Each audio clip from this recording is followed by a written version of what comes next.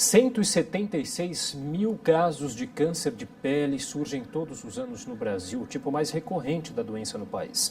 Bom, para falar sobre a campanha de prevenção ao câncer de pele, que acontece agora em dezembro, eu recebo o presidente da Sociedade Brasileira de Dermatologia, o Ricardo Shirazu. Tudo bem, Ricardo? Tudo ótimo, Felipe. Tudo bem, obrigado pela presença. Vamos lá, estamos então no Dezembro Laranja, é isso. Explica um pouquinho para a gente como que é a campanha, qual que é o mote dessa campanha, onde ela acontece, enfim. Perfeito. O que acontece normalmente, essa campanha foi criada há 19 anos, foi em 99, 18 anos mais precisamente. E o dezembro é quando a gente desenvolve todo o processo, mas existe um dia especial onde nós montamos mutirões, que são organizados pela Sociedade Brasileira de Dermatologia, para atendimento dessas pessoas que têm um câncer de pele. Então, o que acontece? Nós temos aí dados de 2016, onde nós conseguimos fazer em 129 postos de atendimento, espalhados por todos os estados do Brasil, contando com 3 mil dermatologistas capacitados, o atendimento de 28 mil pessoas em um só dia. Mas essa campanha transcorre durante todo o dezembro. E essa campanha, esses multirões, eles acontecem mais para fazer o diagnóstico, para ver, você atende essas pessoas na intenção de fazer esse diagnóstico, é isso? Exatamente, Felipe. O que acontece é que o mote da campanha, além de fazer o diagnóstico do câncer de pele, é fazer o tratamento de maneira gratuita e de qualidade. E fora isso, o que nós temos? O paciente vai ser informado e educado em relação à fotoproteção que ele precisa fazer em relação ao câncer de pele. Para você ter uma ideia, desses 28 mil atendimentos em 2016, foram diagnosticados 3.400 cânceres de pele. E eles foram tratados gratuitamente pela sociedade. O que acontece? O brasileiro não tem essa preocupação ao se expor ao sol, Ricardo? Pois é, na nossa cultura o bronzeado é bonito. Então a pessoa que fica muito branca, ela tem cara de doente. E nós estamos num país tropical. Na verdade, a cultura da fotoproteção começou a vir há alguns anos, eu diria 15 anos, onde a população tomou ciência de que ela tem que fazer essa fotoproteção. Então, os cuidados maiores com a pele começaram a vir.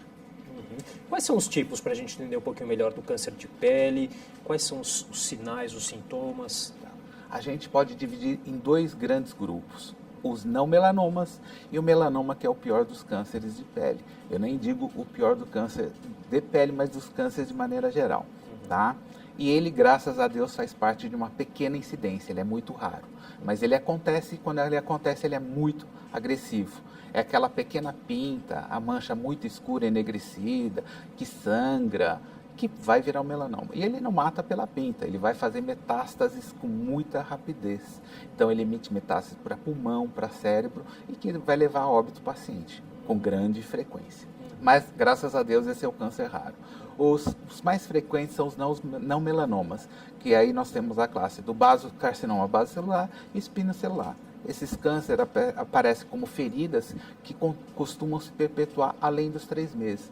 Então, o recado é assim, a ferida está além dos 3 meses, a lesão ou a ferida, procure o dermatologista. Há grupos de risco, que nem você citou aqui, as pessoas de pele mais claras estão mais propensas a desenvolver a doença, tem que se cuidar mais? Existem as divisões do fototipo de pele. Então, aí as pessoas de pele mais clara, de olhos claros, são as pessoas que têm mais suscetibilidade. Juntando a isso, aqueles também que têm sua atividade profissional, seu trabalho também ao ar livre, tem exposição solar. A gente sabe que os funcionários, os carteiros, né, os funcionários dos Correios, já recebem uma grande dose de exposição solar, por isso que eles têm dentro do kit deles os fotoprotetores que eles usam diariamente. Quer dizer, então, não é... depende da profissão e depende da genética deste paciente. O cuidado não é só ali no momento de lazer, nas férias, que está ali exposto na praia, no sol. Não, no dia a dia também está na rua ali, está exposto. Também tem que tomar cuidado, protetor solar, enfim. Se a pessoa tem uma atividade física exposta ao sol, ela deve se proteger, sempre. E hoje a gente tem mecanismos como chapéus, bonés e roupas que já possuem fotoprotetor. E além disso, a gente tem os fotoprotetores que estão aí no mercado, a grande maioria deles de boa qualidade, sem ressalva nenhuma, porque existe um controle muito sério em cima deles. O risco de desenvolver a doença, a idade influencia nessa questão? O risco aumenta? Sim, com o passar da idade, a pele funciona como uma caixa registradora de supermercado. Então ela vai registrando quanto tempo é cumulativa a dose. Né? É lógico que se eu pegar uma pessoa que trabalhou na roça dos 11 anos de idade aos 17, ele já pode desenvolver algum câncer de pele, só com essa exposição que foi muito intensa e prolongada. Agora, como que as pessoas determinam esse tempo? Quanto tempo que é possível se expor ao sol? Tem como determinar isso? Isso a gente determina de maneira prática, Felipe, o que a gente tem assim, a dose eritematosa mínima. O que seria esse palavrão que eu estou te dizendo? Seria quando a pessoa começa a ficar pouco rosada, tá? E ela já deveria parar a exposição solar. Existem aparelhos que fazem essa medição, mas via de regra a pessoa ela já se conhece. Para ela não virar um camarão, ficar super bronzeada e depois descamar, ela já sabe o limite de exposição que ela tem. Pode ter uma relação genética também? A relação genética é essa, sim. É familiar, pais claros vão trazer filhos claros que vão ter mais predisposição. Mas a correlação direta da genética com o aparecimento de câncer, não. Uma outra questão também, Ricardo, em relação ao uso de bronzeadores. O bronzeamento artificial também, ele é proibido, inclusive, no Brasil, né? Sim. O que acontece, Felipe? Assim, os bronzeadores são contraindicados tanto por conta deles desenvolverem com mais facilidade o câncer, quanto eles trazerem os problemas do fotoenvelhecimento, manchas, rugas, mais precocemente. E o que faz uma câmera de bronzeamento? Ela traz tudo isso de maneira muito rápida e precoce. Então, aquele paciente, ou aquela pessoa que demoraria 10 anos para apresentar um câncer de pele, com menos de um ano ele vai apresentar, dependendo da quantidade de exposições que ele fizer nessas câmeras de bronzeamento. O segundo ponto que é muito importante salientar é que existem câmeras ainda de bronzeamento artificial e que elas são clandestinas. Essas lâmpadas são como essas lâmpadas fluorescentes que a gente tem em casa, só que elas, a vida útil delas é muito curta. E elas custam muito caro e eles não fazem a substituição.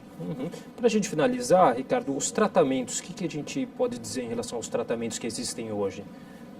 Hoje nós temos uma gama muito grande, mas lembrando que a grande maioria dos cânceres de pele são os basocelulares e espinocelulares, nós temos uma grande aliada da gente que é a cirurgia. E com a cirurgia a gente consegue curar 98% dos pacientes. Existem outros medicamentos que são imunomoduladores que estimulam a resposta do paciente para combater aquele câncer no local. Existem crioterapia que pode ser feita, laser também pode ser realizado para tratar desse câncer. Lembrando sempre como que são cânceres mais tranquilos, eles não necessitam normalmente de rádio, quimioterapia posterior para tratamento. Então a retirada do câncer traz por volta de 98% da cura. E lembrando que a prevenção também é sempre aí o melhor caminho, né? Com toda certeza. Ricardo, agradeço demais. Ricardo Shiratsu, presidente da Sociedade Brasileira de Dermatologia, muito obrigado pela participação. Imagina. Obrigado a vocês pela oportunidade.